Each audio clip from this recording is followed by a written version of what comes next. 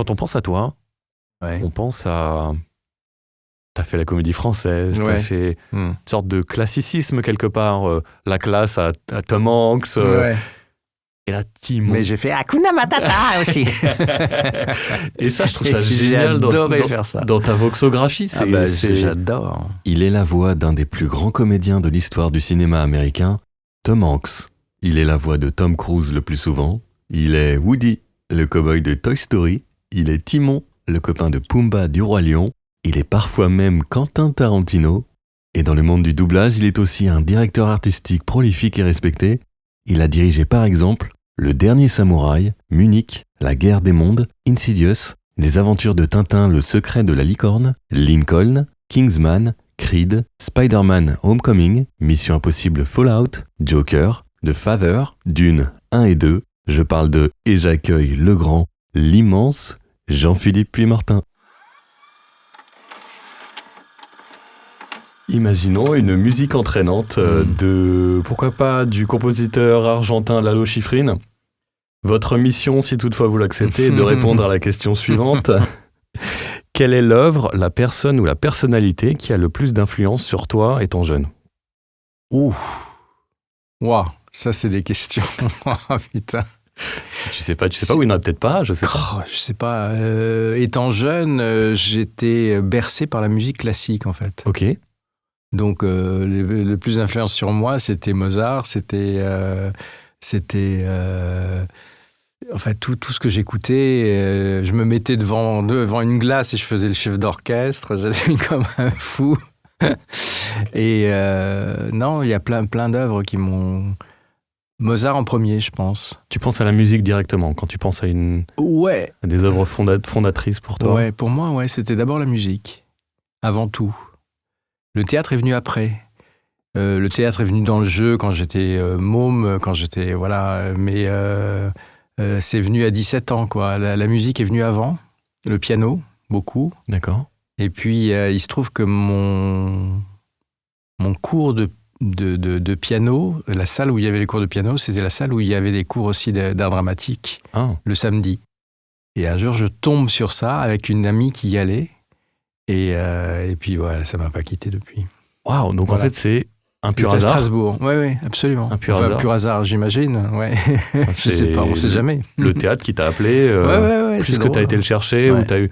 Ok, parce qu'en général, on voit une œuvre, on voit un film qui nous marque, ou un comédien qui nous inspire.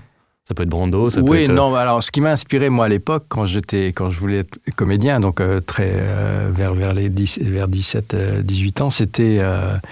en fait, plutôt 17 ans, même 16-17 ans, c'était Gérard Philippe. Ok. Et donc, j'arrive dans cette classe, et le premier des textes que je présente sur le plateau, et ça a été une claque phénoménale, c'était Lorenzaccio, mais je l'avais complètement imité à l'oreille. Tu vois, et c'était d'un fou absolu, quoi. Autant c'était génial de le voir jouer, autant ça sonnait complètement... ça partait dans tous les sens, quoi. Et je me suis fait prendre une torgnole par mon prof, Antoine Bourbon, qui était le prof de François Florent. C'est lui qui avait formé François Florent, François Eichholzer, c'était son vrai nom. Et donc, il l'avait formé et il continuait ses cours à Strasbourg, au conservatoire. Et un jour, pour essayer de faire le fil, il reçoit donc des papiers du cours Florent. Et il dit, ça c'est un de mes anciens élèves. Et puis, il jette le papier comme ça, il le met un peu de côté. Je vais le chercher après. Et je regarde et je vois qu'il y a des stages du cours Florent. J'avais 18 ans, je venais d'avoir mon bac, où j'allais l'avoir. Donc, je me suis fait offrir mon stage par mes parents en disant, voilà, si j'ai mon bac, c'est ça que je veux. Mes vacances d'été, ça va être ça. Voilà, et puis ça démarrait comme ça. D'accord. Et tu as commencé par parler de la musique. Tu en joues toi-même ? J'en ai joué beaucoup, mais là, je n'en joue plus du tout. Enfin, quasiment peu. Quasiment plus. En fait, conjointement à ça, j'étais très besogneux, en fait, dans le côté... Et j'avais pas beaucoup d'attirance pour le solfège. Donc, je peux comprendre. Voilà. Donc, j'ai rattrapé 3 ans ou 4 ans de piano, d'instruments en 1 an. Mais je ne les ai pas du tout rattrapés en solfège, donc ça a coincé un peu assez rapidement. Et surtout, j'avais un copain qui s'appelait Chouduri, qui était formidable et qui avait un don absolument dingue pour le piano.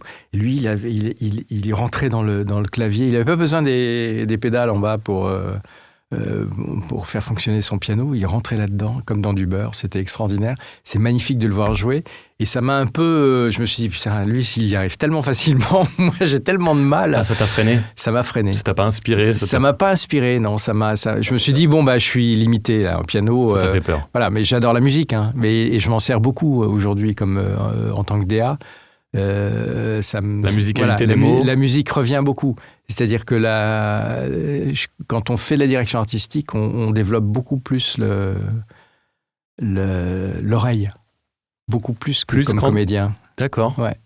Parce que tu es plus à l'écoute, tu dois être à l'écoute. Tu dois être à l'écoute de tout. De tout. Et puis tu es en binôme avec ton ingénieur du son. Et là, c'est une écoute permanente, totale, machin. Et donc, tu es forcé d'être aussi dans ça, d'une certaine façon, pour que le dialogue se fasse entre nous, quoi. D'accord. T'as eu l'impression qu'il y a eu une évolution à ce niveau-là quand tu es passé de comédien à DA? Ah oui. Ok. Ouais, très largement, quoi. Et j'ai retrouvé mes amours d'enfant, quoi, dans ce côté... recomposer l'orchestre. Pas pour faire la même chose, parce qu'on fait jamais la même chose en doublage. On essaye de se rapprocher au maximum de l'original, mais on fait jamais vraiment la même chose. On place pas la voix au même endroit en français qu'en anglais. Enfin, il y a plein de différences. Mais au niveau de la composition de l'orchestre, et recomposer les voix, les hauts, les basses, les médiums, les voix qui résonnent, c'est marrant d'appeler ça un orchestre. Oui, pour moi, c'est un peu ça. Tu te vois un peu comme un chef d'orchestre quand t'es en... Bah ouais, c'est mon rêve d'enfant. C'est chouette. Ouais, c'est marrant. Ok. C'est sympa à faire. Puis c'est beaucoup de rythme. Hein. Il y a, souvent, il y a beaucoup d'acteurs qui sont de très grands acteurs, qui sont pas doués pour le doublage. Et t'en as d'autres qui sont peut-être qui ont moins de dons à l'image et tout, mais qui ont une oreille formidablement formée, et puis un sens du rythme, il faut avoir un sens du rythme, il faut avoir un sens musical, il y a plein de choses. Donc souvent les gens qui jouent aussi d'un instrument, il y a plus de facilité à faire ça. Oui, pour la technique. Des très grands acteurs qui sont des très grands doubleurs aussi. Donc, on a de tout, quoi. Tu as fait l'ENSAT, puis le conservatoire, avant d'entrer à la Comédie Française. Oui, exactement. C'est ça? J'ai fait 1 an, en fait. J'ai fait j'ai fait en même temps que le cours Florent 1 année à l'ENSAT, qui était la rue Blanche à l'époque, à Paris. J'y suis resté 1 an, j'ai pas adoré. Et j'ai été engagé au conservatoire l'année d'après, en fait. Donc j'ai fait 2 ans au conservatoire et à la fin de ma 2e année, en début de 3e année, j'étais engagé à la Comédie Française. Donc j'ai pas fini mon conservatoire finalement. D'accord. J'ai encore 1 an à faire. Allez. Qu'est-ce que c'est la Comédie Française pour toi? Une école, une vision, un pédigré, l'élite? C'est sûrement pas une école, mais c'est... parce que l'école, il faut la faire avant, quoi. Mais en même temps, oui, il y a un côté... c'est une troupe merveilleuse, quoi. C'est une troupe formidable et c'est une manière de travailler. Il y a des moyens pour travailler qui sont absolument superbes. Il y a 400 personnes qui travaillent pour 40 acteurs, quoi. Ah ouais. Et donc, non, 70. Il y a 40 sociétaires et 30 pensionnaires. Enfin, je sais pas, ça a peut-être changé depuis, mais je sais que ça s'est inversé à un moment. D'accord.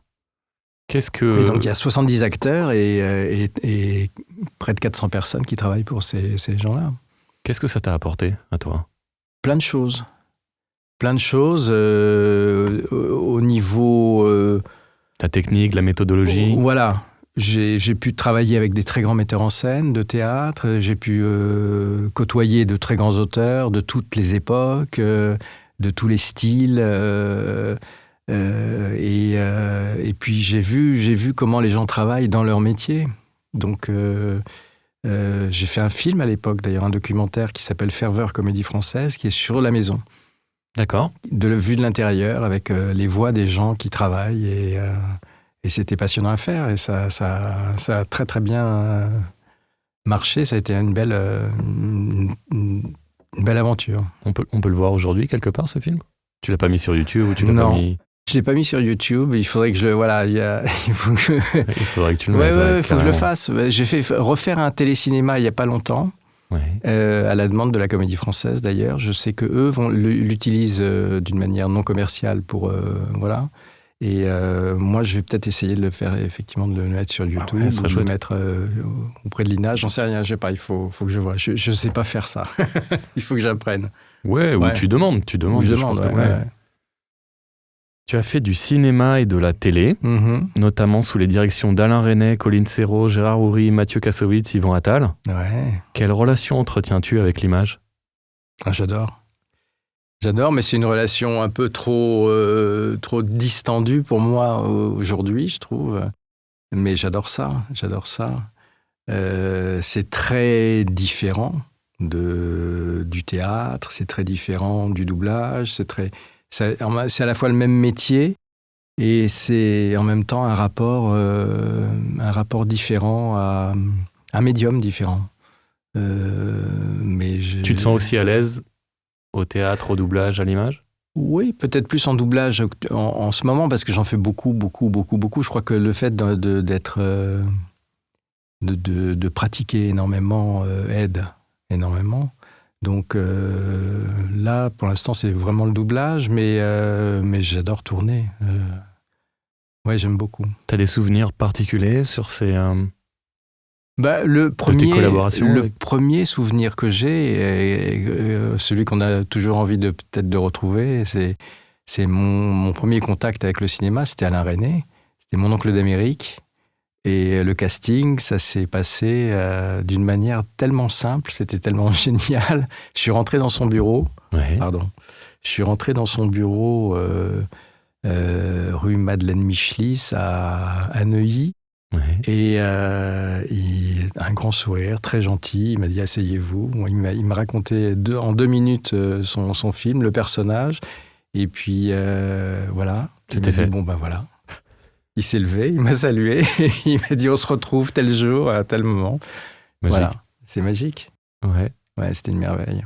En plus, on a tourné, c'était entre mes 2 tours d'entrée au conservatoire, je me souviens. Donc, c'était absolument divin, quoi. C'était une récréation pour toi ? C'était quoi ? C'était une récréation pour toi ou... C'était... non, pas une récréation, parce que c'était vraiment du boulot. Mais on tournait... toutes les scènes étaient avec Catherine Fro. Et c'était sur l'île de Logoden, à Vannes, tu sais, dans la... Comment ça s'appelle ? Moi, je ne sais plus. Et c'était magique, quoi. On était là pendant 15 jours. Moi, je venais de passer mon premier tour. C'est près de l'île aux Moines, par là ? C'est près de l'île aux Moines, ouais. C'est une toute petite île. Ok. Donc, je crois qu'il y a une petite île avec un arbre, tu vois. On tournait dans le coin, mais là, je me souviens d'une scène particulièrement avec elle. Ouais. Et c'était sympa, c'était chouette, c'était génial. Puis, je veux dire, tourner avec Alain Resnais, ça se passe tellement merveilleusement... c'est comme dans tu vois, t'es dans de la soie, quoi. Enfin, c'est facile, c'est genre... tout se passe d'une manière très simple... facile, évidente. Il accompagne les comédiens. Complètement. Et puis, voilà, ça roule, quoi. Ça roule merveilleusement à tous les niveaux techniques. Il n'y a jamais quelqu'un qui crie. Enfin, voilà, on est concentré sur ce qu'on fait. Et ça, c'est merveilleux. Une petite bulle. Ouais, belle bulle. T'as d'autres souvenirs particuliers par rapport à ce passage à l'image, notamment avec Mathieu Kassovitz ou... des choses qui t'ont... Mathieu Kassovitz, ouais, c'était chaud avec lui mais j'ai adoré travailler avec lui. Mathieu, j'avais passé le casting pour un personnage, et puis finalement il m'avait pas retenu. Et je dis bon c'est tant pis, c'était pour. Et pour partir, on partait à Tahiti, normalement en Nouvelle-Calédonie, mais finalement c'était à Tahiti. Mhm. Et puis, 3 jours avant le début du tournage, ou une semaine, tout d'un coup j'ai un appel de mon agent qui me dit il faut que tu y ailles, on veut te voir, peut-être, voilà. Et donc, en fait, il y avait quelqu'un qui avait plus voulu de son rôle. Enfin, je sais pas ce qui s'était passé. Il y a un truc qui s'était passé. Et du coup, je l'ai rencontré là pour la première fois parce que je l'avais pas vu au casting. Et là, je l'ai rencontré à la prod dans l'escalier qui donnait sur le jardin. Et il s'est retourné vers moi. Il m'a dit ouais, bon, on se connaît pas, mais bon, ok. Je t'attends au tournant. Enfin, il m'a foutu les pétages comme ça. Il me dit, mais bon, ok, c'est bon. On y va comme ça. Il va pareil. Il voulait te secouer, quoi. Ouais, il voulait me secouer. Et puis, il me connaissait pas non plus. Donc, ça a été un peu... Il était aussi forcé de trouver quelqu'un. Enfin, c'était Et en fait, ça s'est super bien passé pendant les 15 jours de tournage. T'avais un petit peu d'appréhension, du coup, quoi. Oui, bah, normal. Mais ça... Non, la relation était super. Vraiment. Ok. Comment décrirais-tu le doublage à quelqu'un qui n'a aucune idée de ce que c'est ?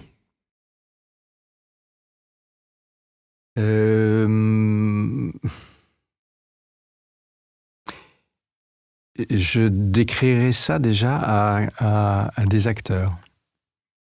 Okay. Je ne le dirais pas... Voilà. Et souvent, il y a des gens qui me disent oh, « Oui, ça doit être facile, on voudrait faire ça, moi j'ai une jolie voix, voilà. » Je dis, mais oui, mais t'es acteur ou t'es pas acteur ? Voilà. Et je pense qu'il faut être acteur. Enfin, je pense pas. Je sais qu'il faut être acteur et être un bon acteur pour pouvoir faire du doublage. Parce que c'est une émanation du métier, mais on peut pas en faire exception, quoi. On peut pas c'est pas parce qu'on a une jolie voix qu'on va faire du doublage, quoi. Enfin, il y a tellement de choses derrière à avoir intégré, il faut arriver à être transparent à un autre acteur, en fait. Pas seulement à un personnage, mais aussi à un autre acteur, à quelqu'un qui respire différemment, qui vit différemment. Donc il faut être totalement... Je pense qu'il faut avoir une technique déjà... Emmagasiner la grammaire. Voilà, suffisante pour pouvoir être libéré de ça et se concentrer sur ce qu'on voit, quoi, sur ce qu'il y a à faire. Pardon, j'essaie de... Voilà, je coupe mon téléphone, j'ai peur qu'il était... Je crois qu'il n'était pas coupé. Ok. Donc il faut être comédien. Ouais. Et à partir de là, qu'est-ce que tu leur dis à ces comédiens ? Sur la technique, comment ça se passe, qu'est-ce que c'est quoi ton métier ? Mon métier, c'est ça, c'est-à-dire, je reviens à cette idée de transparence, c'est-à-dire, je leur dis, pour moi, le doublage, c'est d'être un peu le comble du comédien, c'est-à-dire, le métier de comédien, on peut le prendre de deux façons différentes, mais en général, enfin, à moins d'être une grande star qui impose son caractère sur tous les rôles et on en connaît quelques-uns, mais il n'y en a pas tant que ça, finalement, il y en a quelques-uns. Et qui font toute une carrière, et des carrières formidables aussi. En général, les acteurs sont plutôt un peu... je reprends un peu l'image de Jacques Lassalle. Il disait, lui, que c'était comme une cage vide qui avait besoin de se remplir de quelque chose. Une cage à oiseaux, comme ça. Quelque chose de... On a besoin d'être... Il y a une transparence qu'il faut avoir à un rôle d'abord. Donc, à un personnage, on va chercher, on lit. Moi, j'étais à l'école Michel Bouquet, donc au conservatoire. Pendant 2 ans, je l'ai eu comme professeur.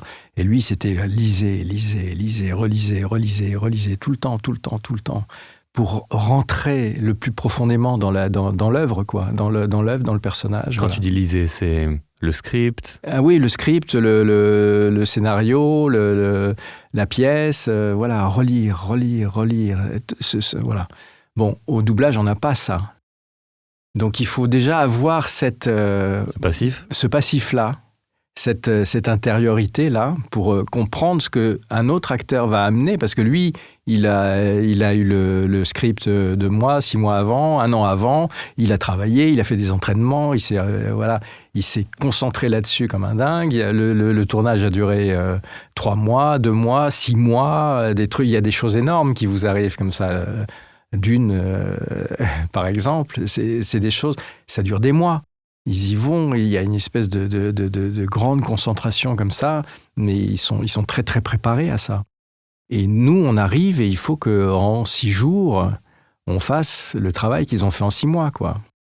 Alors, on ne refait pas tout ce travail-là, mais il faut qu'on colle le plus possible à ça. Il faut qu'on soit donc le plus transparent possible à ça. Donc, moi, je parle souvent de transparence à un jeune acteur. S'effacer derrière le personnage. S'effacer complètement et se laisser remplir par ce qu'on voit, ce qu'on entend. Avoir cette acuité du regard, de voir le texte, d'abord parce que le texte défile en dessous, puis de voir l'image, de voir l'acteur, de voir ce qui ressent, ce qui joue, ce qui dégage. Tout se joue énormément dans les silences. Il y a les mots, mais il y a tout ce qu'il y a entre les mots. Et donc, on n'a pas beaucoup de temps pour le voir. On le voit une fois, on le voit 2 fois, et on y va, quoi. Quand tu choisis un comédien, quand tu essayes un comédien qui n'a pas ce réflexe ou cette première amorce, cette première accroche, comment tu le guides pour l'amener à ça, à cette transparence dont tu parles? À s'ouvrir comme une cage à oiseaux pour être un réceptacle finalement. Je pense que chacun réagit différemment. Moi, ce que j'essaie de faire, c'est de laisser les gens vivre leur show. Parce que ça sert à rien de braquer les gens. Et on les braque très vite. La panique qui nous prend quand on est tout seul derrière la barre, t'as essayé aussi, non, j'imagine? Non? Très peu, j'ai fait une ambiance ou deux. Voilà, mais quand t'as pas l'habitude, c'est très compliqué. Ouais. Parce qu'il y a énormément de soucis techniques, enfin de choses à régler en permanence, d'aller de l'image au son, de la rythmo à l'image, de loucher verticalement, d'être tout le temps, de tout voir venir. Et en même temps, la difficulté après, c'est de se laisser aller dans ça. C'est-à-dire d'avoir cette... Donc, ce que j'essaie de faire, moi, là où je passe le plus de temps, comme DA, c'est à préparer. C'est-à-dire qu'un film, en général, c'est 5-6 jours, 7 jours, 8 jours. Des fois, ça va jusqu'à 10, 12, 15, 17 sur les Spielberg. J'ai d'autres exemples comme ça. Mais c'est rien par rapport à la préparation avant. Enfin, pour moi. Parce que toute la préparation, ça va être de dire, voilà, qui va être le mieux pour ce rôle. C'est vraiment le casting. C'est vraiment... le planning, c'est compliqué à organiser, ça prend du temps. Mais c'est le casting le plus prenant et le plus excitant en même temps. Quand tu arrives après à l'enregistrement, tu dis, ah, je me suis pas gouré. Quand tu te gourres, tu te gourres. Et là, c'est compliqué. Là, c'est compliqué parce qu'il faut se faire sortir le maximum de la personne qui va pas y arriver ou qui tout d'un coup se braque. Il y a aussi l'effet des fois de gens qui travaillent, qui sont des très bons acteurs, mais qui travaillent pas suffisamment aussi et qui arrivent et qui tout d'un coup sont... Voilà, il y a une espèce de tension donc faut arriver à détendre les gens, quoi. Mais bon... Beaucoup d'humains. Oui. Qu'est-ce que le doublage a apporté ou changé à ta méthodologie? Quand tu venais du théâtre, tu avais fait un peu d'image, tu arrives dans le doublage. C'est ce que je te disais tout à l'heure, c'est-à-dire que tout d'un coup, c'est plus l'image qui compte. Alors ça compte, parce que tu vas voir l'acteur, tu vois le truc, mais c'est le son beaucoup. Et c'est le rapport son-image, quoi. C'est beaucoup plus prenant. Le rythme aussi compte beaucoup. Faire des exercices, comme, par exemple faire de la pub ou faire des choses comme ça aide beaucoup, je pense, pour le doublage, parce que c'est aussi des choses, il faut aller vite. Il faut avoir le sens du rythme, il faut comprendre rapidement. Tout piger très vite. Donc voilà. C'est un mélange. En fait, ce côté par rapport au théâtre où tu as beaucoup le temps de préparer les pièces, oui, c'est très différent. Des répétitions, tout ça. Au doublage, tu ne l'as pas du tout. Non. Donc il faut invoquer rapidement les émotions. Ouais. C'est en ça que tu dirais que c'est la le changement de vitesse finalement qu'il y a entre les deux exercices qui t'a... Oui, je pense. Et puis, ce que j'essaie de faire, moi, sur les films, c'est quand même de faire en sorte que les acteurs principaux voient le film avant. Mhm. Et j'essaie de le faire le plus possible. Alors, c'est pas toujours possible pour des raisons de sécurité. C'est toujours très compliqué. Confidentialité. Ouais, de confidentialité. Mais pour moi, c'est vraiment indispensable. Parce que ça voilà, il y a quelque chose quand même qui travaille en eux avant de commencer. Parce qu'après, il faut aller vite, quoi. Il faut aller vite. Et puis, donc, c'est important qu'ils le voient. Ouais. Mais on a plein d'obstacles à ça. Il y a à cause de la confidentialité, tous les caches qu'on nous met, mais bon, on se débrouille. Ouais, ça fait partie des contraintes. On se débrouille. Alors aujourd'hui, tu suis les 2 tomes les plus célèbres d'Hollywood. Mm-hmm. Commençons par Tom Hanks. Ouais. Te rappelles-tu qui t'a distribué dessus en premier ?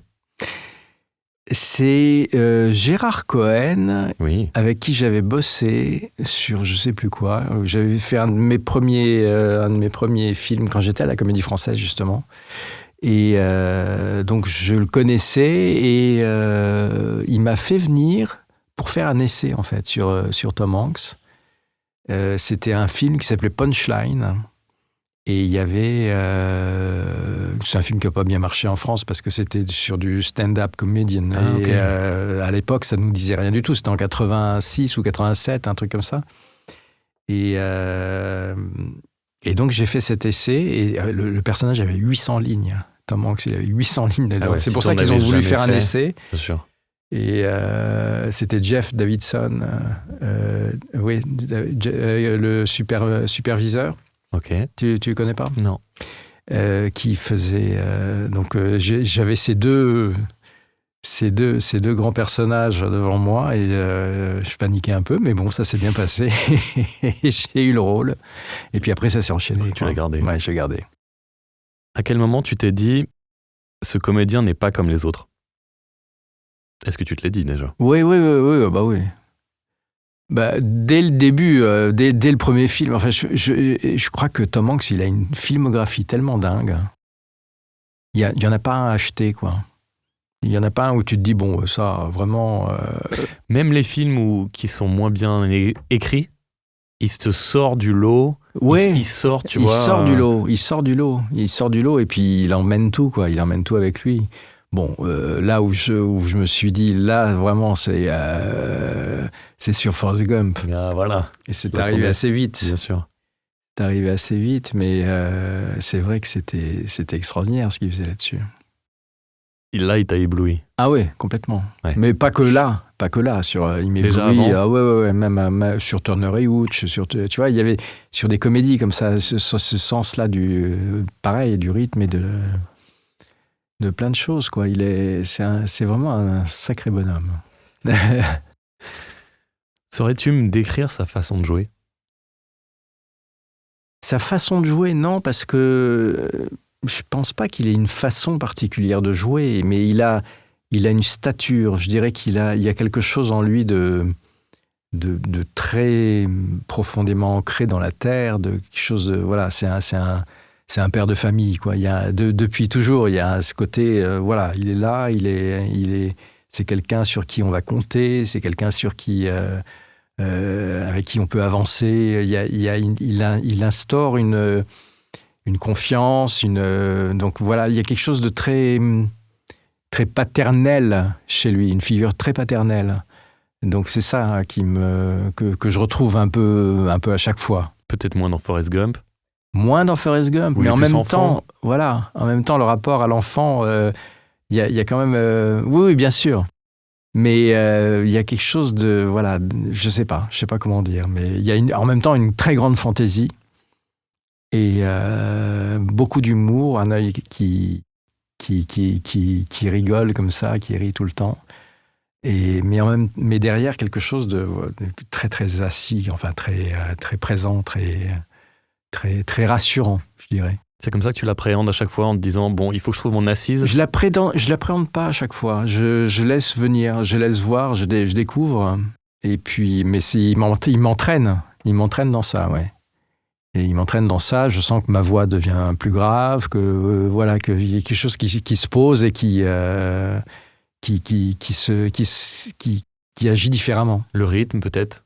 Il calme. Le quelque chose de rythme, calme. ouais, tout à fait. Ouais. Ouais, je vois le soldat Ryan quand tu dis ça. Effectivement, il a ce côté paternel par rapport à la troupe. C'est le père de famille, ouais. Alors que Tom Cruise, c'est l'éternel adolescent. Ouais. Il y a quelque chose de très... Je vois. Ouais, complètement. Très différent.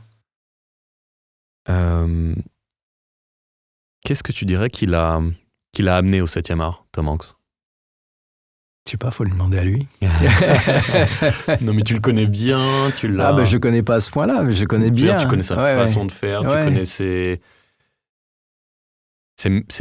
méthodes presque, tu t'arrives à... Je sais pas s'il a une méthode, parce qu'il est quand même à chaque fois très surprenant, enfin dans sa manière d'être. Donc il y a quelque chose de familier, je dirais. C'est pour ça que je prends souvent, quand je dirige, j'aime bien prendre les gens qui ont, quand ça me paraît logique et juste, reprendre les gens qui ont doublé. C'est pas pour par paresse, ou je vais vraiment chercher les gens qui ont doublé souvent, le plus souvent possible, tel ou tel comédien ou comédienne, parce que il y a une familiarité, il y a une intimité qui se crée entre l'acteur original et l'acteur français, ou l'actrice. Il y a vraiment quelque chose d'unique qui fait qu'on rentre dedans beaucoup plus facilement, quoi. Et c'est ce que tu ressens, toi? Moi, c'est ce que je ressens. Une forme de familiarité quand tu retrouves Tom Hanks? Ouais. Et pourtant, il me surprend. Il me surprend dans son personnage, dans ce qu'il joue, voilà. Encore aujourd'hui? Oui, bien sûr. Ah ouais, complètement. Et t'aimes bien qu'il te laisse surprendre? Ah bah, je préfère. Ah ouais. Je trouve ça merveilleux, ouais. Parce qu'il va souvent dans des endroits où on l'attend pas, quoi. Ouais. Ouais, je me refais sa filmo dans ma tête pendant ce temps-là et j'essaye de mettre tes mots sur ces images. Quel est le film où il t'a le plus impressionné? T'as parlé de Forrest Gump, peut-être? Ouais, Forrest Gump. Je crois que oui, il m'a hyper impressionné dans celui-là. Dans Soldat Ryan aussi, parce que c'est des aventures de folie. Mais il y a tellement de films. Enfin, je veux dire, il y en a pas un où je me suis dit, bon, bah là... Il a fait strict minimum. Oui, il a fait strict minimum. Même les énormes machines, genre Da Vinci Code, où il y a quand même, voilà, c'est un sacré bonhomme, quoi. Il est là. Il a une présence formidable. Tiens, Da Vinci Code, c'était Audrey Tautou qui s'était doublée elle-même? Ouais. T'avais bossé avec elle? Non, je n'avais pas bossé avec elle. On s'était croisés. Ouais. Mais je crois que c'est... je ne sais plus qui avait dirigé. C'était Michel Derain. Et ça s'était fait en track? Ça, c'était en track, ouais. On s'était croisés vraiment. Elle sortait, je sais pas, ou alors on faisait séparé, je me souviens plus, mais on s'est croisés vraiment au studio, mais sans vraiment bosser. Est-ce qu'il t'a déjà mis en difficulté? Tom Hanks? Ouais. Ou là tu t'es dit, celle-là, les cotons? À chaque fois. Ah ouais? Ouais. À chaque fois? Ouais, à chaque fois. À chaque fois, je me sens... je me dis, bon... Faut y aller, quoi. Faut y aller. C'est jamais simple avec lui?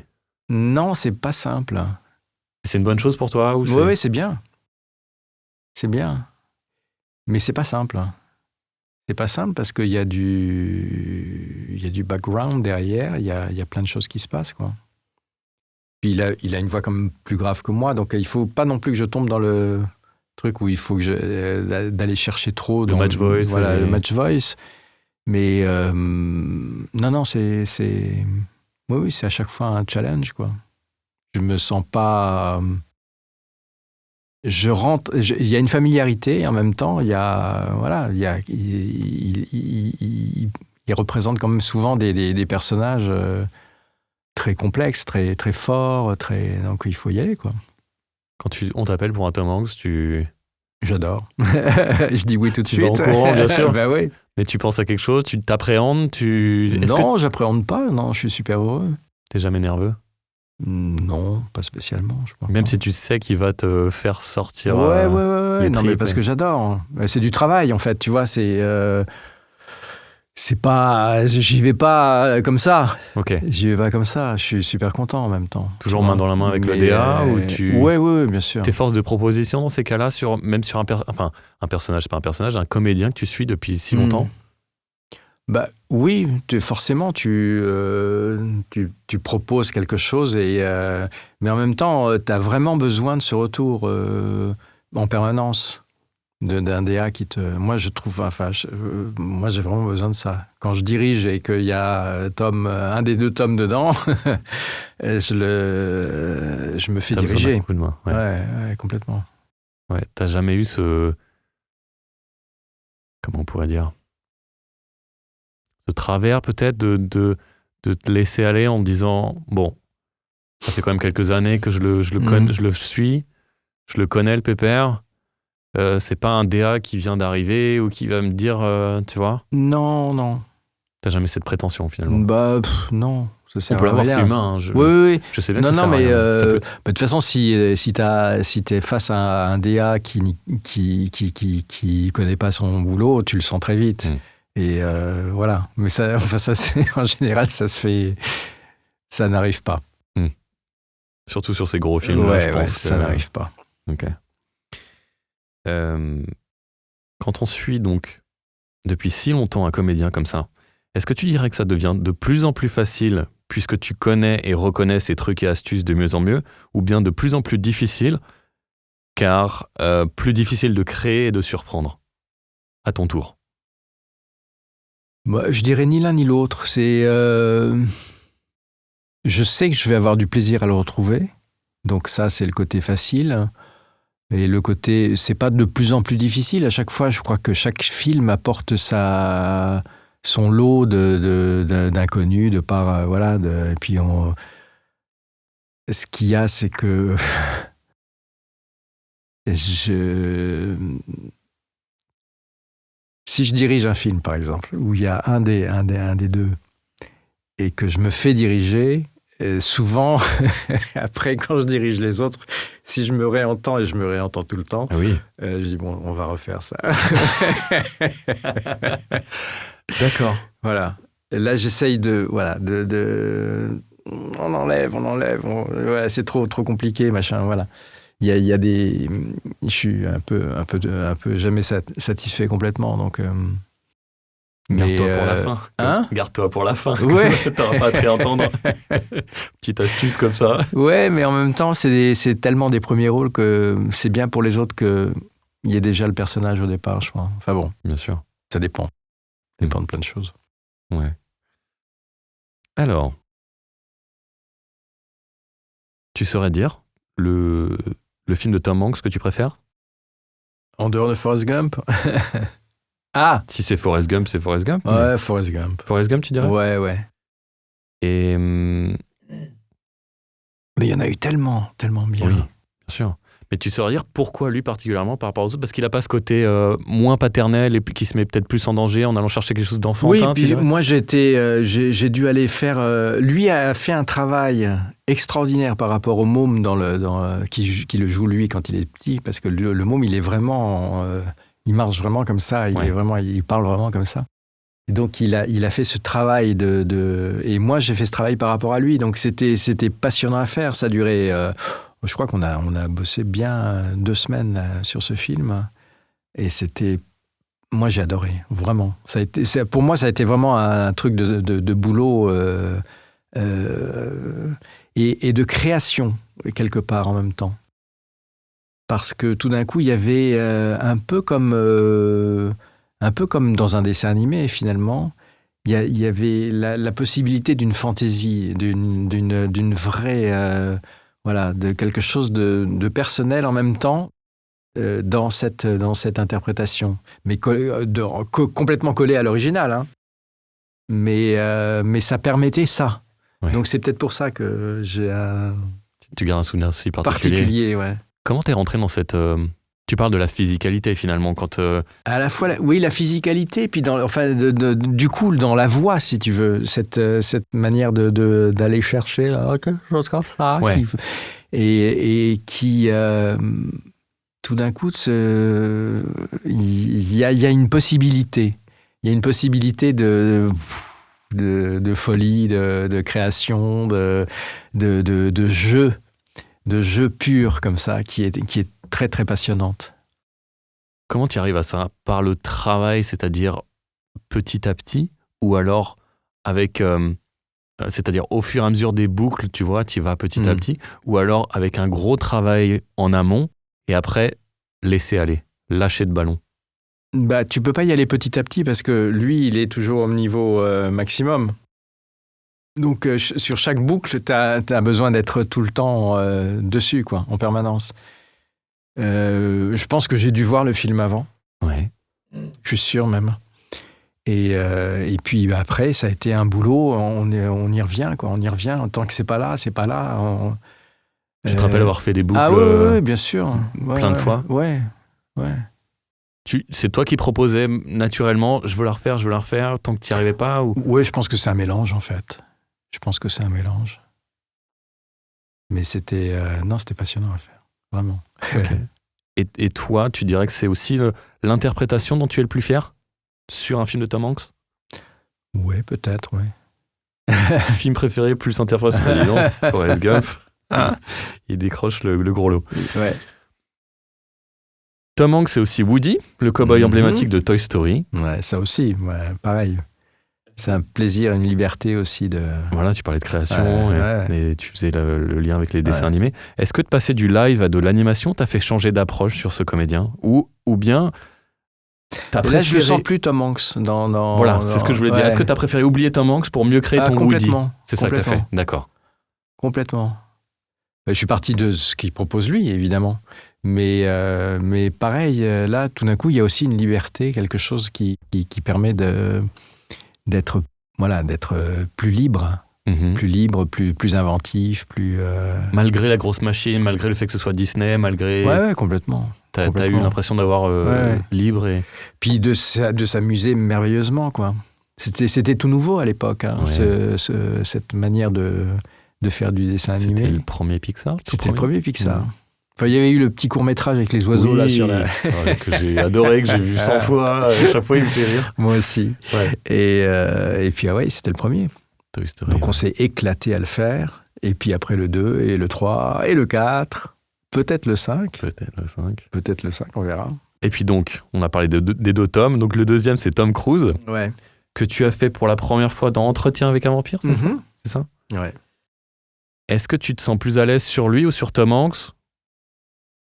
Il n'y a pas de préférence? Est-ce qu'il y a pas de... Non, il n'y a pas de préférence. Au niveau, ma voix est plus naturellement proche de celle de Tom Cruise. Enfin, je veux dire, au niveau médium, quoi. On est plus... mais non, il n'y a pas de différence. C'est aussi un très, très grand acteur. C'est quelqu'un qui a une fantaisie aussi très, très forte. J'ai adoré le doubler dans... Tropic Thunder, je sais pas, tu avais vu ça?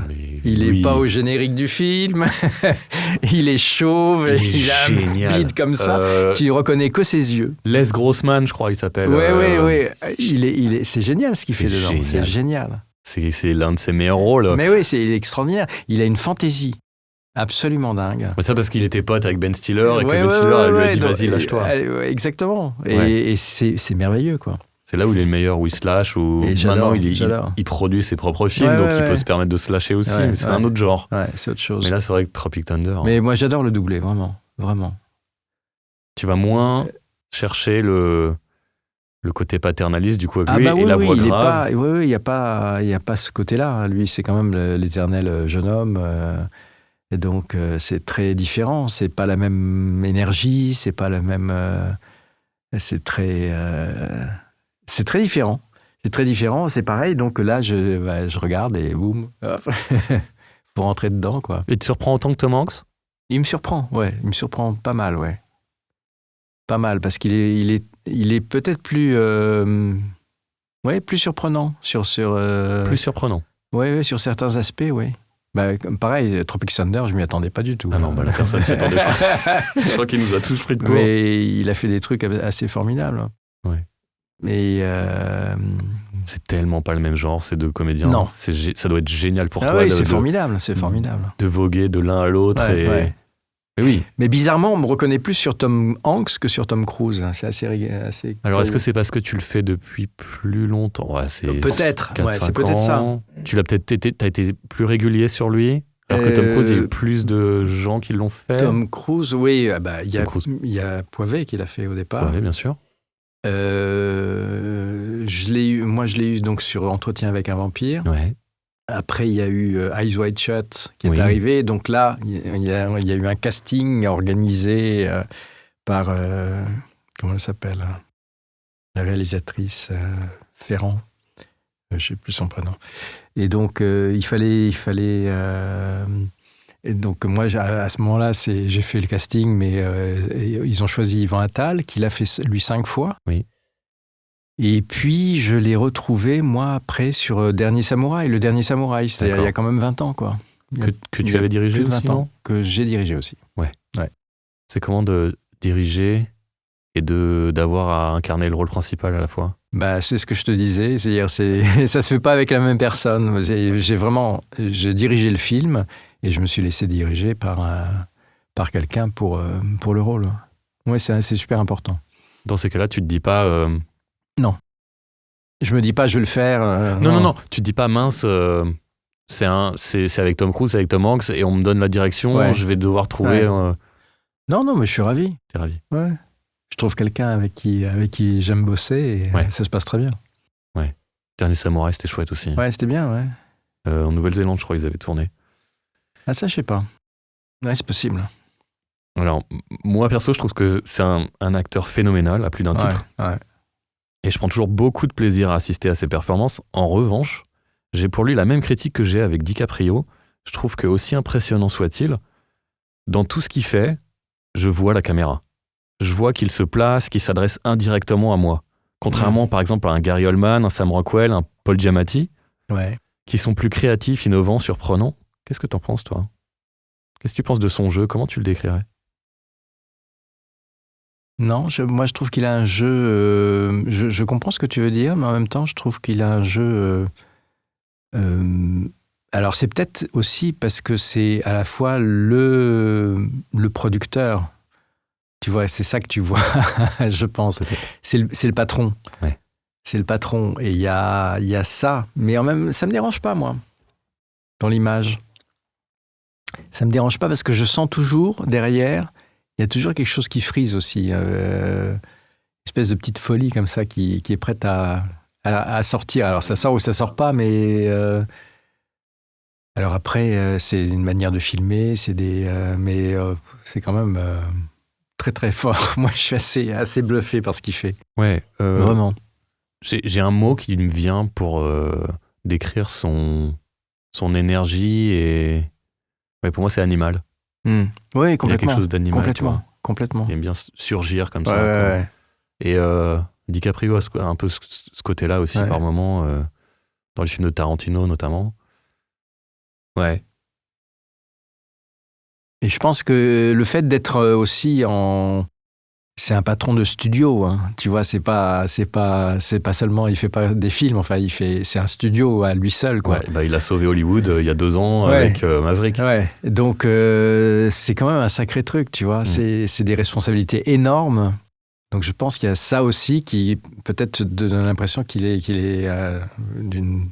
Voilà, je sais pas comment le dire, mais moi, j'admire, ouais, vraiment. C'est une sacrée personnalité, ça, on peut pas lui enlever. Non. Alors, nous avons parlé de Woody. Un petit mot sur Timon, le suricate déjanté du Roi Lion, avec son copain le Pumba de Michel Elias. Comment était l'expérience? Un grand défouloir? Qui c'est qui dirigeait? Total défouloir.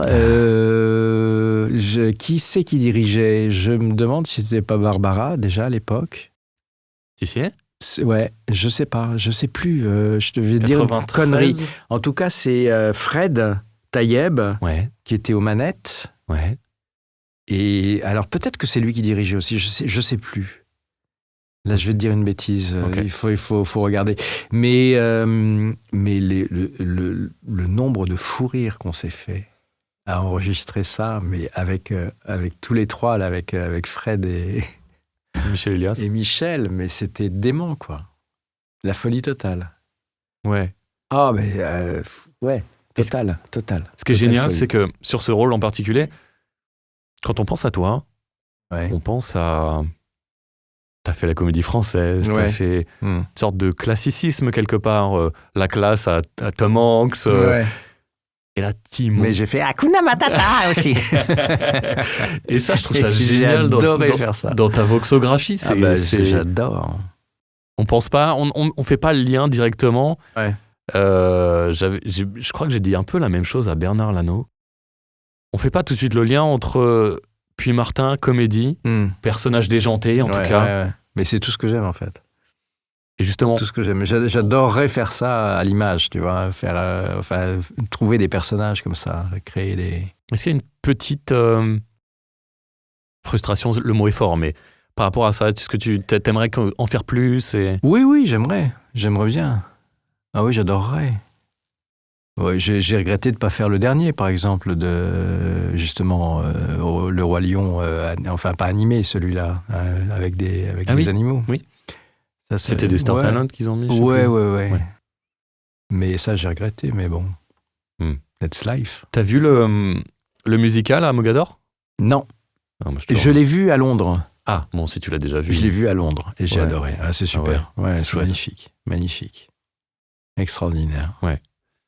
C'est du Broadway, quoi. Ouais. T'as fait même Quentin Tarantino dans plusieurs films où il joue, notamment dans Le Délirant Une nuit en enfer. C'est amusant. Comment tu t'es retrouvé là-dessus ? Je sais pas, mais il y a un moment que j'ai commencé à le faire. Tarantino, j'ai dû le faire une dizaine de fois, je crois, ou pas loin. Et il est tellement dingue que... Tarantino et son énergie molle, j'ai envie de dire. Oui, c'est très, très étonnant. Très étonnant, il y a quelque chose de fou chez lui, donc c'est super agréable. C'est complètement le mot.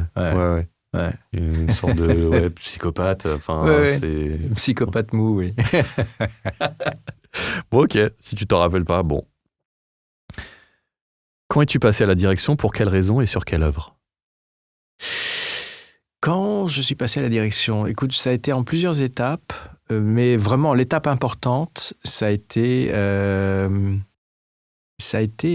grâce à Claudia Gwirtzmann, qui est une superviseuse, une des grandes superviseuses qui a beaucoup travaillé dans ce métier, qui est maintenant partie à la retraite, mais qui m'a proposé. On avait fait ensemble Forrest Gump, justement. Elle m'avait beaucoup dirigé dedans. Et elle voulait changer de travailler avec quelqu'un d'autre que la personne avec qui elle avait l'habitude de travailler. Et donc, elle m'a proposé Elle m'a dit, écoute, t'es comédien, tu connais les comédiens français, j'ai besoin d'une équipe en France tout le temps. Voilà, est-ce que tu veux faire ça ? Donc, j'ai dit, oui, pourquoi pas. C'était une vraie envie de ta part ? Ah ouais, oui, mais en même temps, j'ai une panique totale parce que j'avais jamais fait ça. Enfin, si je l'avais fait un tout petit peu, mais vraiment sur des petites séries, sur des choses, un peu. Donc, je savais que c'était du boulot. Mais là, tout d'un coup, c'était les Spielberg, c'était des gros films qui arrivaient, quoi. Wow. Donc, j'ai dit oui, et puis ça s'est fait. Puis j'ai appris, et puis j'ai fait des erreurs au début, puis j'ai appris surtout à connaître beaucoup plus et mieux les comédiens que je côtoyais, moi d'habitude en tant que comédien. On se voit, enfin voilà, on n'a pas le même rapport non plus. Complètement, je comprends. Tu te rappelles quel film en particulier c'était ton premier ? Non, je me souviens pas. D'accord. Je me demande si c'est le dernier Samouraï, ça devait être un des premiers. D'accord. Mais il y en a, je sais plus. Je vais te dire des bêtises. Okay. Donc c'était vers début des années 2000, 2001, 2002. Ouais, ça doit être ça, ouais, dans ces eaux-là. Et tout de suite des gros, des poids lourds. Ouais, des poids lourds. Des poids lourds et avec des expériences formidables.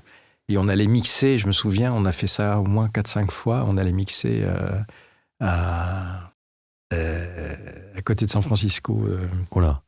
Ah, flûte.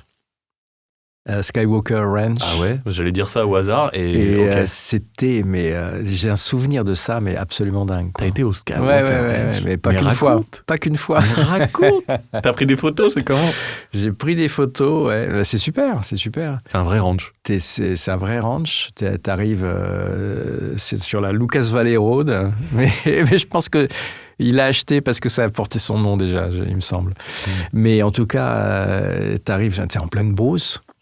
Et tu rentres, tu as un énorme portail en bois, avec des trucs pour empêcher les vaches de sortir. Oui, tu vois, voilà. C'est ce qu'on s'imagine. Et tu rentres là-dedans et tu as un petit village d'invités, très british, tu vois, très colonial, anglais, ouais, mais très très joli, dans les grilles, les blancs, machin chose. Tu as le poste de pompiers. Oui. Qui s'occupent de toute la région, en fait, mais qui sont Skywalker Ranch, comment on dit, Fire Department. Fire Department. Ouais. Et qui, en même temps, servent d'un peu de concierge, tu vois. Donc, c'est eux qui t'accueillent, qui te filent les clés de ton appart. T'as carrément, on te file une maison, quoi. Airbnb de luxe. Mais tu veux pas savoir, des trucs, le frigidaire. Qui est déjà rempli. Alors, ton frigidaire, t'as des trucs remplis et tout.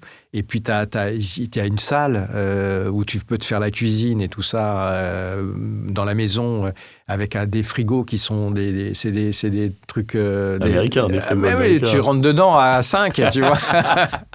Donc, les gens t'ont mis des plateaux, des machins. C'est incroyable.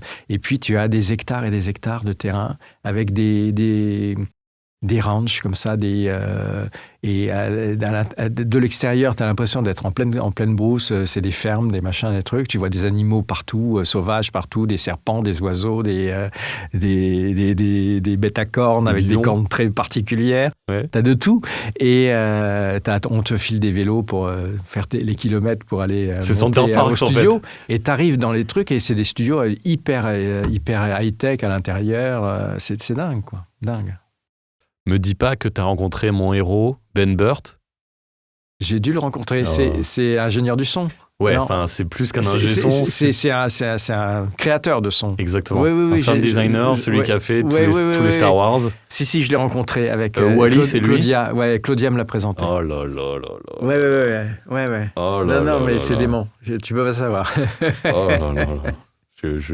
Voilà. Je me tiens plus en place. C'est super. Oh, quelle chance. Écoute, super. On a fait quelques beaux Tom Cruise là-bas. On a fait des Missions Impossibles. On a fait plusieurs. Mais t'enregistrais pas là-bas. Tu mixais. On faisait le mixage. Et donc, elle partait après, Claudia, avec toutes ses équipes. Et on faisait la version française, la version italienne, la version espagnole, la version allemande. Voilà. Tout ça en parallèle, dans 2-3 studios. Et toi, t'étais comme un gamin là-dedans, comme un gamin, ouais. Comme un gamin. Oh là là. Quelle est ta conception de la direction? En d'autres termes, pour toi qui as travaillé avec tant de DA, c'est quoi un bon DA? C'est quelqu'un qui sait écouter. C'est quelqu'un qui sait écouter et qui sait peut-être se taire aussi. Enfin, je sais pas, il y a quelque chose de... La direction, pour moi, c'est pas forcément de dire « Oh non, fais ça, fais ça ». Là, je trouve qu'on part dans des trucs... Non, c'est de savoir recueillir la chose et puis peut-être orienter, mais doucement, quoi. Et en même temps, on n'a pas le temps. Il faut aller vite. Mais il faut trouver la manière de... Voilà, un bon DA, c'est quelqu'un qui, des fois, qui ne dit rien. Mais qui a la manière de te recevoir, quoi. De recevoir ce que tu proposes et de... Peut-être par un mot, par un petit truc, tu vois... on refait avec, je sais pas, qui trouve le mot pour que ça se fasse dans la détente. S'il y a des choses à changer, s'il y a des choses à... Et il y a toujours des choses à changer. Donc, C'est comme ça que tu essaies aussi de... C'est les pas que tu essayes de suivre, dans lesquels tu essayes de marcher. Ouais, j'aime bien travailler orienté comme ça. avec un mot, guidé avec un mot. Oui. Avec un mot ou avec une manière de... Des fois, tu as besoin de détendre simplement l'atmosphère.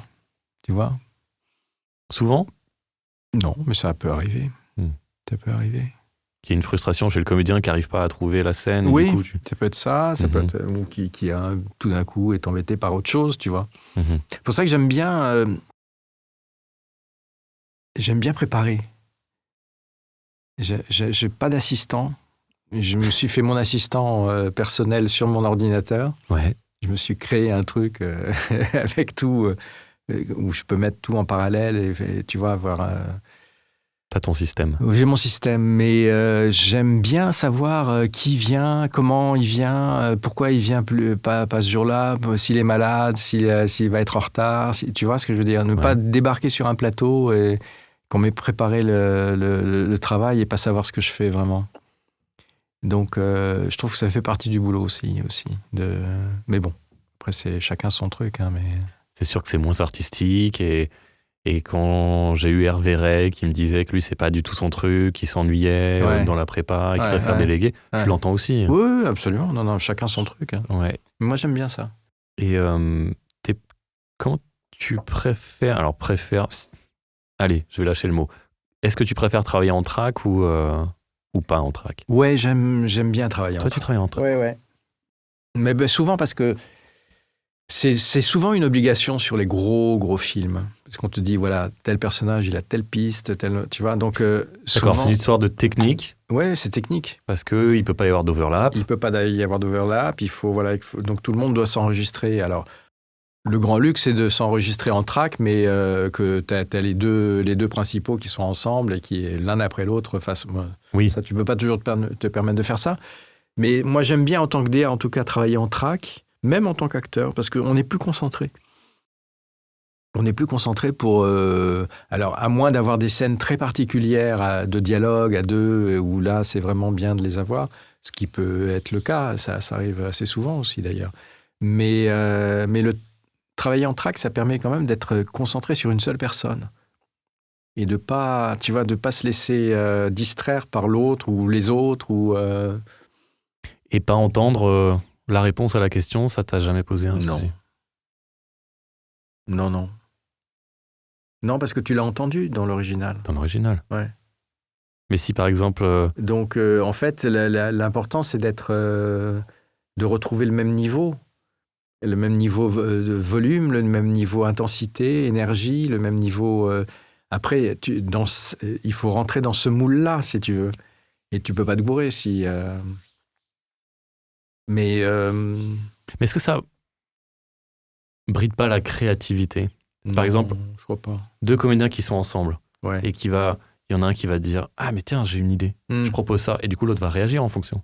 Tu peux moins l'avoir en track. Non, parce que le comédien, il va proposer sur son rôle. Donc, il l'aura déjà fait, tu vas me dire. Voilà.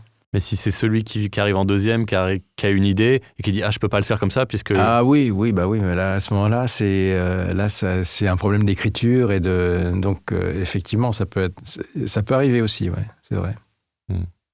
Mais ça me dérange moins quand même, moi, j'aime bien travailler comme ça. Ok. Un petit mot sur Dune ? Allez.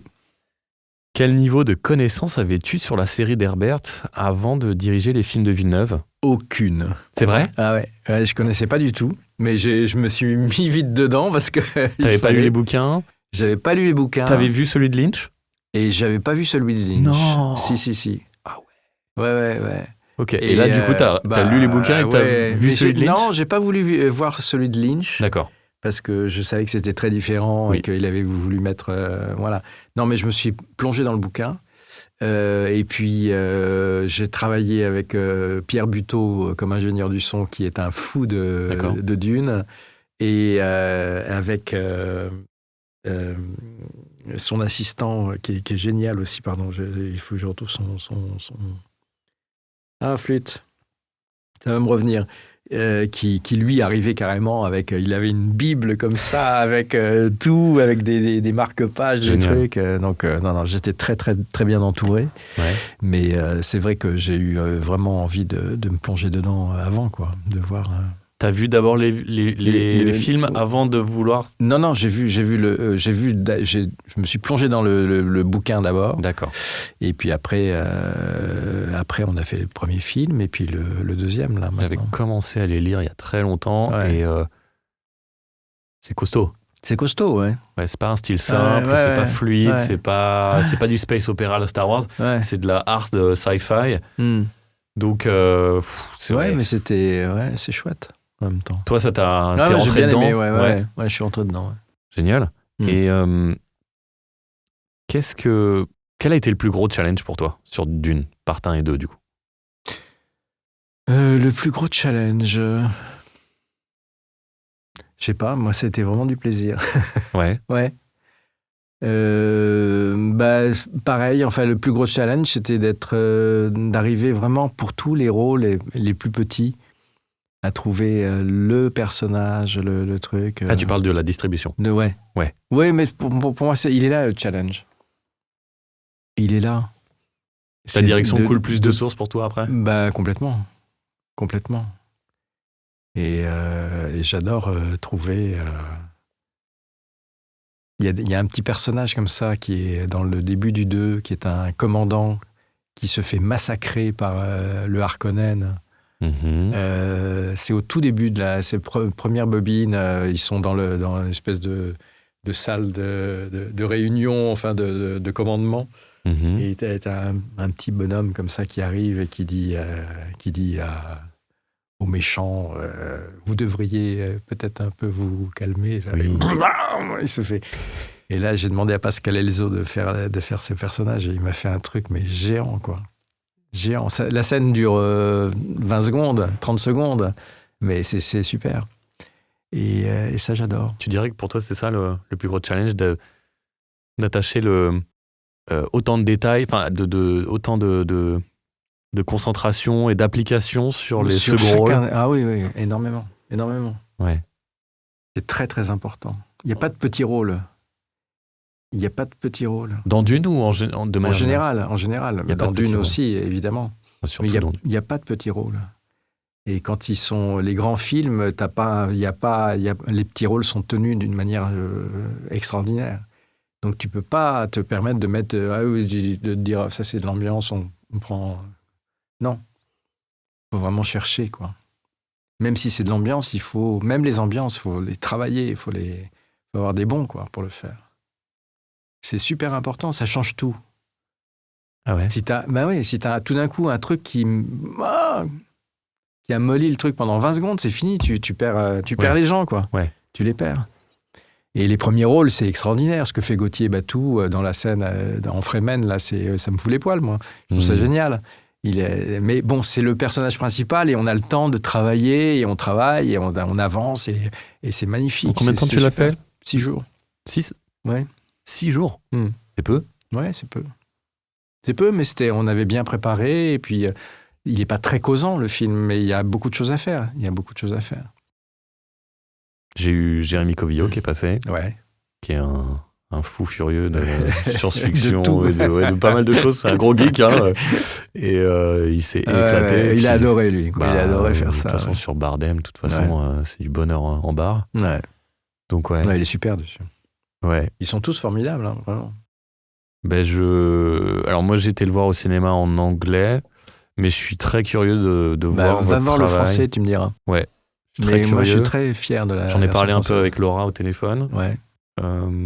Son personnage, il commence à être bien barré aussi. Ouais. Maman, elle est terrible. Hein. Donc j'ai hâte d'en parler avec elle. Ouais. Gauthier, j'ai pas encore parlé avec lui, mais ça serait bien de. Oui, il est super dedans. Il est magnifique. De voir l'arc qu'il a suivi. Ils sont tous, ouais. Et Chani, c'est Victoria Grosbois. D'accord. Ok. Ouais. C'est une belle équipe. Ouais, très belle. Quand tu prends en charge un projet, quel est ton but premier ? Arriver au bout. Tout simplement. Ok, très pragmatiquement, arriver au bout. Ouais. Dans quel état d'esprit t'es avant de commencer les enregistrements ? Est-ce qu'il y a de la nervosité ? Est-ce qu'il y a de l'excitation ? De l'excitation, je dirais, ouais. C'est ça ? Ouais. T'as pas ou tu l'as peut-être jamais eu le track ou... Si, je l'ai eu beaucoup au début, surtout dans ce que tu te dis, il y a tellement d'enjeux, d'impondérables, puis t'es quand même redevable auprès de très grosses structures, des gros studios américains, français. Tu le sens cette pression ? Ouais, tu le sens, ouais. Tu le sens. Ça te gêne ? Non, j'y suis habitué maintenant, mais c'est souvent, ça peut être gênant, ouais. Ça peut être compliqué, ça peut être lourd à porter, c'est pas toujours quand évident. Tu prends une décision, il y a une chaîne par rapport d'emails à respecter. T'as des parapluies qui s'ouvrent dessus. Ouais. Donc, il faut toujours... c'est aussi un métier un peu diplomatique, quoi. Il faut être diplomate, il faut être patient, il faut être... en même temps, savoir ce qu'on veut et essayer de tenir à ce qu'on veut. Donc, t'as déjà eu à faire des compromis? Enfin, j'imagine souvent avec les clients. Tu en fais toujours des compromis. Mais des compromis, vraiment, tu te dis... T'essayes d'éviter ça. Ouais. T'essayes d'éviter, mais c'est pas toujours évitable. Il y a des choses qui sont... il y a des choses qui peuvent arriver à des drames parce que t'as voulu trop tenir, justement, à te dire non, machin. Et puis, bon, c'est pas toi qui... Au final, c'est quand même pas toi qui décide, donc c'est compliqué. C'est pas simple. T'as pas l'impression que quand t'as commencé et maintenant, il y a pas une perte de pouvoir quelque part un peu chez les DA qui sont pas un peu fait déposséder de... Non, pas vraiment. Tu sens ça, toi? Par rapport aux clients, je demande. Non, je dirais... Non, j'ai pas l'impression. Je pense que ça dépend des clients, déjà. Ok. T'as des clients avec qui tu peux vraiment... sur Dune, ça a été magnifique, quoi. C'est toujours un grand bonheur de travailler avec Warner. Et beaucoup de clients sont comme ça. Il y a pas de... Tu vois, il y en a qui sont c'est plus compliqué, mais je crois que c'est le rapport que tu peux avoir avec les gens avec qui tu travailles. Mais je pense pas qu'il y ait... Je sais pas. Peut-être qu'il y a plus d'exigences aussi actuellement sur plein de choses. Puis tout va très vite, de plus en plus vite. Là où c'est plus compliqué, la pression est très forte, c'est que toutes ces nouvelles techniques qui n'existaient pas quand on a commencé, on travaillait vraiment en boucle. Donc la boucle, elle passait pendant 1 minute, elle durait 1 minute la boucle. Si tu avais loupé ton truc, tu avais 1 minute avant, et hop, ça revient, allez, c'est à toi. Donc il y avait une pression là qui était terrible, mais en même temps, on allait doucement, quoi, quelque part. On faisait les choses posément. Là, on va de plus en plus vite. Là, moi, je sais que pendant des années, on te convoquait tout pour la journée, mais parce que tu avais une boucle au début et puis une boucle à la fin. Donc tu passais ta journée avec un bouquin, à attendre, machin. Ça n'existe plus, ça. C'est là qu'il fallait lire Dune. Ouais, exactement. Mais donc... plus vite, donc plus d'erreurs? Plus vite, donc... et surtout, là où c'est compliqué, c'est qu'ils nous rendent le film au dernier moment, quoi. Oui. On n'a pas le film. On l'a jamais. Des fois, en mixage, tu l'as pas. T'as pas le film terminé. Et ça, c'est terrible. C'est quoi la copie de travail la pire que tu as eue? Enfin, à quoi elle ressemblait? Une image complètement noire? Noire, avec un petit trou qui se balade. Qui te montre les lèvres du personnage qui parle. Et hop, l'autre qui parle. Et okay. Ça... Ouf. Ouais. Est-ce qu'aimer l'œuvre sur laquelle tu travailles est indispensable pour faire un bon travail? Ou tu arrives à te détacher de la qualité du produit pour isoler la partie qui t'incombe? Non, je crois que c'est indispensable. Ah ouais? Ouais. Il t'est arrivé de recevoir un film, de le voir et de dire c'est pas pour moi? Bah, j'en ai refusé quelques-uns comme ça. Ouais. Et je crois que je vais faire ça de plus en plus. C'est vrai? Ouais, parce que j'ai envie vraiment de faire ce métier avec l'âge qui arrive. J'ai envie de faire ce que j'aime, quoi, et de travailler avec les gens que j'aime de plus en plus. Donc, on fait un petit peu, voilà. Ménage, le tri. Un petit peu le tri, mais pas méchamment, mais il y a des choses où tu te dis, bon, bah, voilà, ça prend du temps, tout ça. Donc, t'as pas envie de passer du temps sur des projets qui n'en valent pas qui sont pas pour toi. Qui sont pas pour moi, quoi. Ouais, je comprends. La VF que t'as dirigée, dont tu es le plus fier? Oula. Allez. La prochaine, je dirais. Je suis très fier de Dune. Très, très fier du dernier, là. Le 2? Plus encore que le 1? Le 1 aussi, mais le 2, ouais, encore plus, ouais. Mais j'ai encore plus aimé le 2, je trouve. Je trouve que le film est encore plus étonnant que le premier. Ah ouais? Ouais, peut-être parce que le premier, c'est un film d'exposition en même temps. On expose les personnages, on n'est plus... Alors, je l'ai trouvé un chouille plus humain quand même, le 1. Ah ouais? J'ai trouvé qu'il y avait... Alors, c'est peut-être totalement subjectif. Il y avait une plus grande connexion émotionnelle avec le premier. D'accord. Le 2, ça commence à partir, et puis on rentre dans le Messie. Quelque chose qui est très... biblique, on touche à la religion, et du coup, c'est moins humain, tu vois. Mais j'ai adoré quand même, évidemment, t'en prends plein la vue. Quelle est la leçon que tu as apprise avec l'expérience ? Tu parlais de patience. Tu parlais des erreurs que tu commettais au début de TBA, par exemple, et que peut-être tu fais plus maintenant. Oui, je pense que j'en fais moins. J'imagine. J'espère. Mais avoir de la patience, Avoir de la patience. En amont, pendant les enregistrements. Ouais, tout le temps. Tout le temps. Faut être une petite tortue, il faut laisser couler. Ouais, il y a des choses qu'il faut laisser couler. Il y en a d'autres, il faut faire le gros dos aussi. La tortue, donc, la carapace. Mais comment on fait quand ça va de plus en plus vite, comme tu dis ? Il faut prendre le temps pour ralentir. Faut l'imposer, ce ralentissement ? C'est pas un ralentissement parce que tu es quand même obligé de garder le rythme, si tu veux. Mais il faut que dans le travail, on le sente pas, cette accélération. C'est à toi de donner le là, quoi. Donc, d'où la préparation, d'où l'importance de tout bien. J'essaye, moi aussi, de ne pas faire venir les gens pendant une journée alors que j'en ai besoin 2 heures, ou, tu vois. Pour moi, c'est important de bien calibrer tout ça. Mais voilà. Patience est le maître mot. Oui, je trouve. Alors, le conseil que toi, de maintenant, aurais souhaité donner au toi de tes débuts ?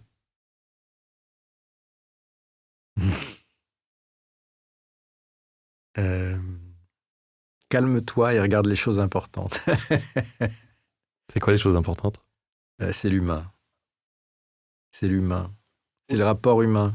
Autour de la prod ou tu parles vraiment à l'écran ? Dans tout, dans le travail.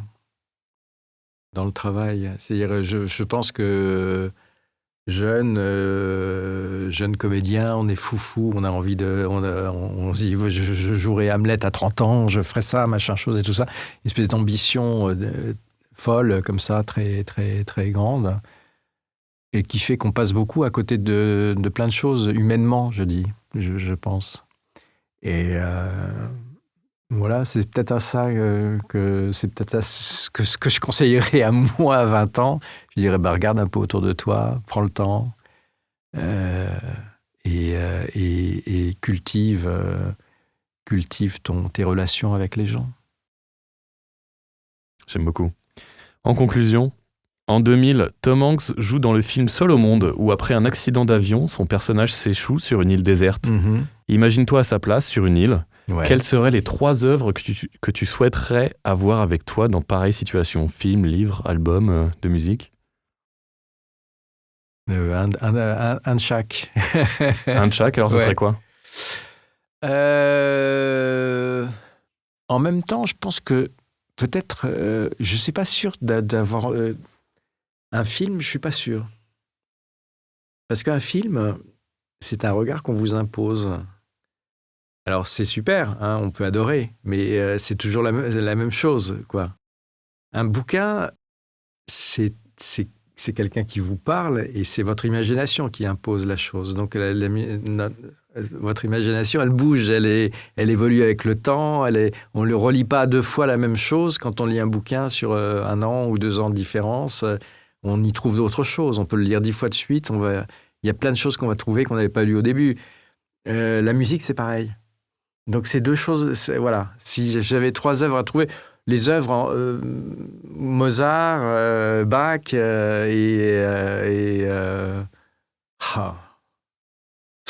un livre. Un livre. Oh la vache. Là, je sèche. Il n'y a pas un livre que tu lis, relis Non, il y a beaucoup de... Non, il y a des... Un auteur, peut-être ? J'ai un peu de mal, là, parce que... Là, je lis un peu dans tous les sens. Tu commences des livres sans les finir ? Ouais, souvent. Souvent, c'est pas très malin de faire ça. Ton côté artiste ? Ouais, peut-être. Mais non, mais la bibliothèque idéale en un seul livre, c'est compliqué. Complètement. Je sais pas, je vais y réfléchir. Ok, écoute, tu me diras, je le mettrai en note. Je te dirai. En attendant le suspense. Bon, merci à toi Jean-Philippe pour cet échange nourrissant. Merci beaucoup. Allez, salut l'artiste. Salut.